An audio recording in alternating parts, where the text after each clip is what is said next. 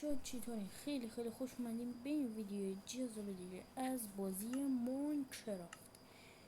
بچه ها ما این قسمت اومدیم با هم دیگه بریم و بهتون از این چیز بکنیم، تخم مرغ های زامبی غول پیکر، اندرمن غول پیکر، کرپر غول پیکر، اینا رو بهتون بگیم و بله بزنیم بریم. لیتس گو. و بچه ها یه چیز دیگه، حتما این ویدیو رو به لایک 500 تا برسونید تا بریم با هم دیگه پاپی پلی تایم بازی بکنیم. بله من مودش رو دارم و آره دیگه میریم. بچه ها سابم بکنین دیگه. آره ساب دیگه چوری آهوسه. خب بچه ها بزنیم بریم. لیتس گو. آقا من دور از این خونم باشم و بیایم اینجا. بله اینو میبینین که یه زامبی گونده.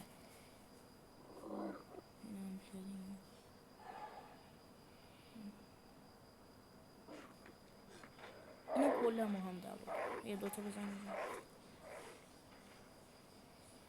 بچه ها برای بعضی از گوشی ها این هنگ میکنه، حالا نمیدونم دیگه.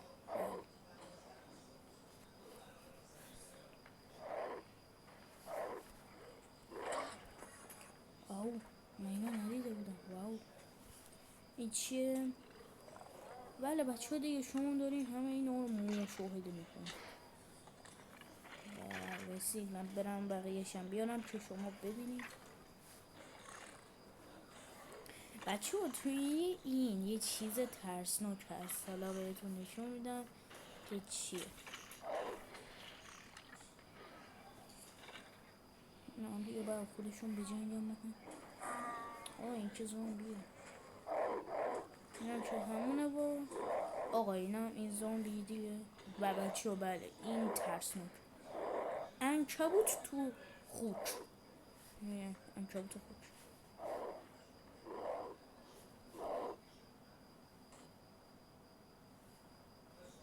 و بچه ها دیدین هنگ کرد و اوورد از بازی بیرون. اگر نه کلی چیزها، کلی مودای خوب باشه. و بچه ها ببینید اگه شما میخواین اینو نصب بکنید، شما به این برنامه نیاز داری برید و اینجا کلی مودهای خفن میبینین دیگه. آره من از همه این مودا استفاده میکنم، خیلی هم خوبه، خیلی هم شیرین.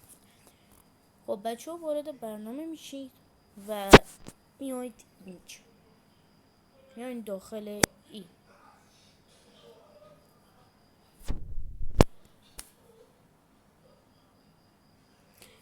بچه ها تو نگاه اول این بالا رو میبینید که آره دیگه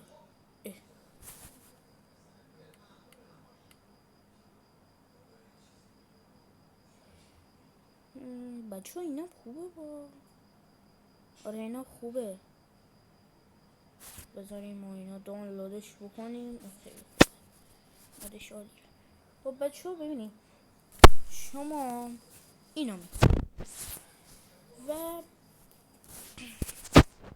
و ببینید میاین داخل این، میاین گزینه بالا رو میزنید و دانلودش باید بکنید و شروع ماینکرافت رو میزنید. اینجا هم کلی مودهای خفن داره. خب بچه ها من نمیتونم الان وارد ماینکرافت شم چون الان هنگه، باید یه چند دقیقه وایسم تا دیگه به پایان برسه جنگشونو. خب بچه ها ممنون که این ویدیو رو میبینین. تا ویدیوی بعد فعلا خدا نگهدار.